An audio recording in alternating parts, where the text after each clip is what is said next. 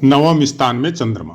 जय माता की मित्रों, आज बात करते हैं भावानुसार अगर नवम स्थान में आपके चंद्रमा हो तो मंत्रेश्वर महाराज कहते हैं कि ऐसा मनुष्य धार्मिक और पुत्रवान होता है। अब पुत्रवान क्यों बता दिया? हम बराबर आपको बोलते हैं कि किसी भी त्रिकोण में जब कोई ग्रह बैठा रहता है तो वो दोनों त्रिकोणों का बाकी का भी जो है, जैसे नवम में बैठा है तो पंचम और लगन का फल देने के लिए भी उत्तरदायी होता है, वहां का फल भी देता है। हम लोगों की चर्चा है कन्या लगन की। हम हर लगन की चर्चा में भावानुसार फल क्यों बताते हैं? प्राय कर एक दो वीडियो के बाद में ये बात हम क्लियर कर देते हैं। भावानुसार का मतलब हो गया काल पुरुष की कुंडली अनुसार। और आपने देखा होगा कभी हम भावानुसार में मंत्रेश्वर महाराज जी के श्लोकों का अर्थ बताते, कभी काशीनाथ जी के, कभी जयदेव जी के, कभी वरामीर जी के, कभी कल्याण वर्मा जी के। ये बताने का केवल मतलब इतना है कि एक तो भावानुसार उस ग्रह के फल को समझना जो भी ज्योतिष में रुचि लेता है उसको बहुत जरूरी है। दूसरे, अलग अलग विद्वानों के कोड जब लिखे हुए आपको बताए जाते हैं तो आपको कुछ समझ में आता है कि डिफरेंस कुछ नहीं है, केवल हम लोगों की बुद्धि का डिफरेंस है थोड़ा बहुत अपने क्षेत्र और अपने अनुसार कि हम निवास कर रहे हैं से पूर्व साइड में, तो यहां पर थोड़ा चंद्रमा का फल अलग टाइप से देखने को मिलता है। अब कोई कश्मीर में निवास कर रहा है तो वहां पर बैठ के उसने ज्योतिष का अध्ययन किया और बहुत गहरा अध्ययन किया, उसके बाद में उसने कोई पुस्तक की रचना की तो उसको चंद्रमा का फल वहां पर कुछ अलग टाइप से नजर आया। और आज के साइंस के हिसाब से भी देखें तो हर क्षेत्र के निवास के आदमियों के डीएनए बहुत अलग अलग होते हैं और डीएनए ही वो चीज है जो आपको वंशानुगत चीजें मिलती है। जैसे हम लोग भगवान के अवतारों का जब श्रवण करते हैं तो बोला जाता है कि सूर्यवंश, चंद्रवंश, तो इसका मतलब क्या है? क्योंकि जिस वंश में जिस भी बालक का, जातक का जन्म होता है उस वंश के ऊपर उस ग्रह की कुछ विशेष दृष्टि या विशेष कृपा होती है।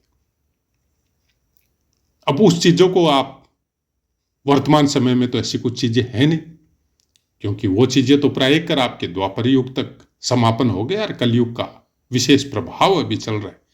तो फिर हम लोग कैसे समझे कि सूर्य वंश है या चंद्रवंश है? क्योंकि वंश दो ही है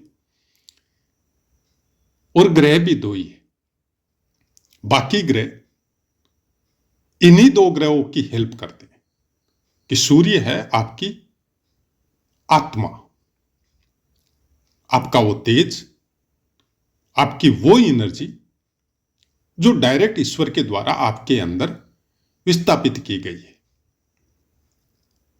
और चंद्रमा है आपका वो भौतिक शरीर जो उस एनर्जी को छुपा लेता है, नजर नहीं आने देता जीव को। तकलीफ कौन भोगता है? भौतिक शरीर। और भौतिक शरीर में भी मन।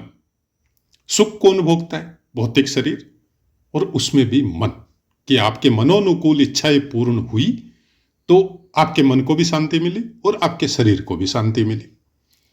तो वो जो सूर्य देव की ऊर्जा है, क्या उसको शांति मिली? नहीं मिली। उसको न आपकी भौतिक इच्छाएं चाहिए, न आपके भौतिक शरीर की जरूरतें उसके लिए है, न मन की जो इच्छाएं हैं उसको पूरी करने की जरूरत भी उसको नहीं है। तो वंश दो ही है। अब आपको इस कलयुग में समझना है कि हम कौन से वंश से अवतरित हुए हैं, तो आप षटबल में जाइए, वहां पर देखिए कि कौन सा ग्रह बली है।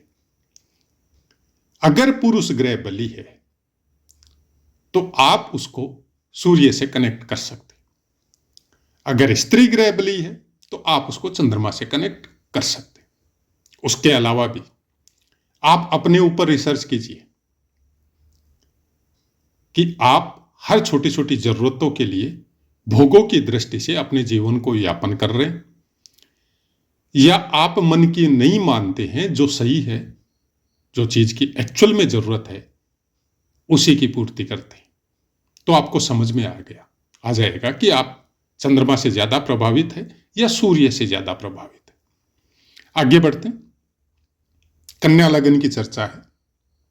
कन्या लगन में चंद्रदेव एकादशेश होता है, मतलब एकादश स्थान का स्वामित्व इनको प्राप्त होता है। एकादश स्थान का स्वामी जब आपके भाग्य स्थान में विराजित होता है तो होरा पाराशर कहती है कि नवम भाव में हो एकादशेश तो जातक भाग्यशाली, निपुण, सब कार्यों में सत्यवादी और राज्य से सम्मानित, उत्तम धन से युक्त होता है।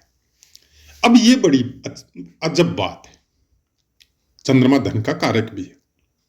लिक्विड मनी जो आप रोजमर्रा की लाइफ में खर्चते हैं या आपके पास आती है, उस धन का कारक चंद्रमा है।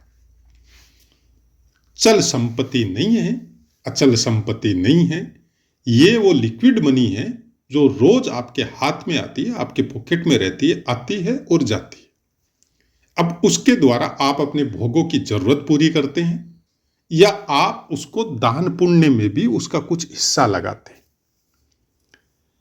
तो ये उत्तम धन का कारक है। मतलब यहां पर बैठ के चंद्रमा आपको गलत रास्ते से धनार्जन नहीं करने देगा।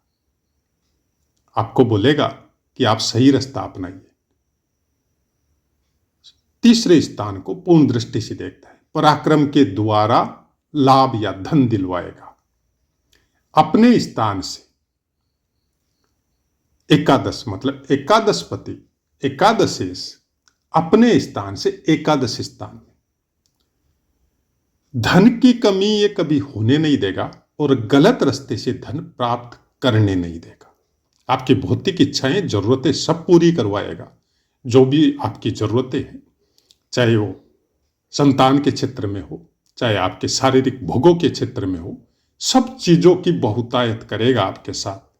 लेकिन आपको गलत रास्ते से कोई भी धन ये प्राप्त करने नहीं देगा। आपका ऐसा स्वभाव होगा ही नहीं। आप कानून का सम्मान करेंगे, माता पिता, बंधु बांधव सबका सम्मान करेंगे, सबको देखेंगे। और कोई ऐसा काम अगर हो रहा है जिसमें इनको बहुत धन मिल रहा है, इनको बाद में पता चला, चाहे अपने बिजनेस में दूसरे के द्वारा या किसी और के द्वारा, कि ये धन जो हम ले रहे हैं वो काम से कई आदमी दुखी है, कईयों का पेट भरने का सिस्टम खत्म हो जाएगा, तो उस काम को ये अवॉइड कर देंगे, छोड़ देंगे। उल्टा वहां जाके उन आदमियों का हेल्प करेंगे। लेकिन इनको पता चलना जरूरी है। अब कोई बड़ा इंडस्ट्रियलिस्ट है और वहां पे हजारों आदमी काम करते हैं और अलग अलग तरह के कॉन्ट्रैक्ट मिलते हैं गवर्नमेंट के द्वारा या प्राइवेट के द्वारा या खुद भी चला के कोई इंडस्ट्री लगाते हैं। और किसी स्थान पे वो इंडस्ट्री को प्लेस होना है और वहां पे रहने वाले आदमियों को इसकी वजह से कुछ तकलीफें होनी है और एक्चुअल में तकलीफ होनी है। और एक ईर्ष्या के द्वारा या वैमनस्य के द्वारा या शत्रुता के द्वारा कुछ आदमी ऐसा कुछ एटमॉस्फेयर क्रिएट करते हैं कि तकलीफ होगी लोगों को, जबकि होगी कुछ नहीं। तो उसमें ये ध्यान नहीं देते। अगर इनको पता चल जाता है तो उसमें ध्यान नहीं देंगे। वो सब चीज सरकार या गवर्नमेंट के ऊपर छोड़ देंगे ये, कि वो जो एक्शन लेगी उसी के अनुसार चलेंगे। लेकिन इनकी रिसर्च के द्वारा, इनकी जानकारी के द्वारा एक्चुअल में इनको पता चला कि नहीं, वो तकलीफ होगी वहां पे रहने वालों को, तो पहले उनका बंदोबस्त करेंगे, उसके बाद में उस काम को करेंगे। ऐसा आदमी बहुत दयालु होता है। इंसान ही नहीं, पशु पक्षियों को भी विशेष प्रेम करता है। धर्म के प्रति बहुत आदर होता है, केवल अपने धर्म के प्रति नहीं, सब धर्मों के प्रति। साधु संतों के लिए बहुत अच्छी व्यवस्था करने वाला इंसान होता है। बाकी ग्रहों का अगर साथ नहीं मिल रहा है, लगने से अगर वीक है और धन इतना ही आ रहा है जितना इनको खुद को, अपने परिवार को चलाने के लिए जरूरत है, ज्यादा नहीं आ रहा है, तो भी उसमें से कुछ न कुछ हिस्सा दान पुण्य के लिए जरूर निकालते। नवम स्थान का चंद्रमा खासकर कन्या लगन वालों के लिए बहुत अच्छे फल प्राप्त करवाता है। लेकिन अगर हीन बली हो, बल नहीं हो पास में, अंश नहीं हो अच्छे, किसी पापी या क्रूर ग्रह से दूषित हो या युति में हो, तब ये फल देखने को नहीं मिलते। लेकिन फिर भी कुछ न कुछ फल तो मिलेगा। तो आदमी की नॉर्मल जिंदगी में धन की कमी नहीं आएगी। अब उसमें क्या है कि आपको बहुत बड़े काम करने का भाग्य मिला था, लेकिन हो सकता है छोटे से काम के द्वारा ही अपना जीवन यापन चल रहा, क्योंकि क्रूर या पापी ग्रह की दृष्टि या युति हो गई। वृष राशि में कृत्तिका नक्षत्र का शुरुआत में दूसरा, तीसरा और चतुर्थ चरण आएगा, जो 10 अंशों तक रहेगा, सूर्य का स्वामित्व है।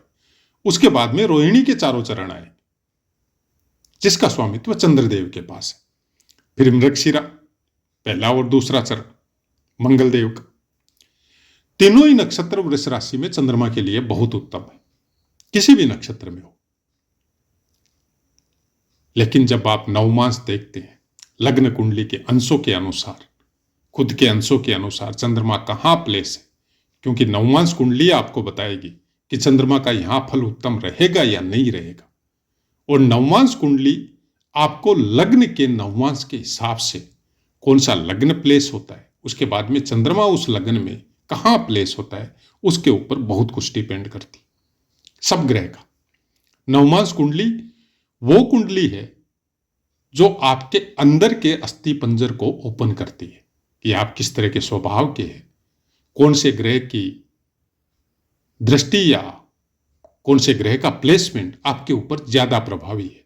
यहां पे चंद्रमा नवम में हो और बाद में पता चलता है नवमांश कुंडली या षड्बल के द्वारा कि आपका मंगल ज्यादा प्रभावी है, तो फिर चंद्रमा का उस फल को प्राप्त करना थोड़ा मुश्किल हो जाता है, क्योंकि मंगल तृतीय से और अष्टमे से कन्या लगन में।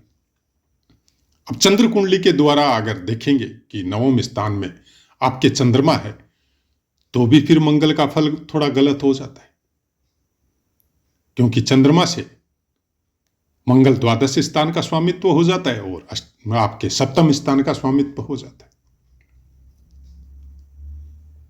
तो नवमांश कुंडली जब आप देखते हैं, तब इसी फल को जो हम लग्नानुसार बताते हैं, कि बहुत बार ये क्लियर भी किया है कि नवमांश कुंडली में आप देखिए कि हो सकता है आपका लग्न करक आ जाए, सिंह आ जाए, और उसके बाद में आपका चंद्रमा नवम, अष्टम, सप्तम किसी में प्लेस हो जाए। तो सबसे अच्छा प्लेसमेंट यह है कि धर्म त्रिकोण में हो, लाभ त्रिकोण में हो, या बहुत हद तक आपका केंद्र में हो, तो फिर चंद्रमा का फल अच्छा रहता है, किसी भी ग्रह का। इसमें चंद्रमा की बात नहीं, किसी भी ग्रह का। लेकिन आपको नवमांश कुंडली का लग्न देखना बहुत ज्यादा जरूरी है, कि लग्न अगर मान लीजिए कि आपका कुंभ आ गया, तो लग्न कुंडली में कुंभ राशि आपके 6ठे स्थान पे विराजित है और आपकी नवमांश कुंडली का लग्न कुंभ आ गया, तो फिर भी पीड़ा वाली चीज हो जाती है, थोड़ी तकलीफ वाली हो जाती है कि 6ठा, 8वां और 12वां स्थान का लग्न आपका नवमांश कुंडली में बन जाता है किसी भी लग्न में, तो यह अथाह संघर्ष देता है।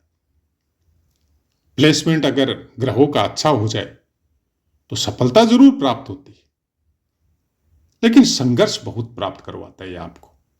तो आशा है मित्रों पाठ समझ में आया होगा। अब अपनी वाणी को विराम देते, आपसे आज्ञा लेते। जय माता।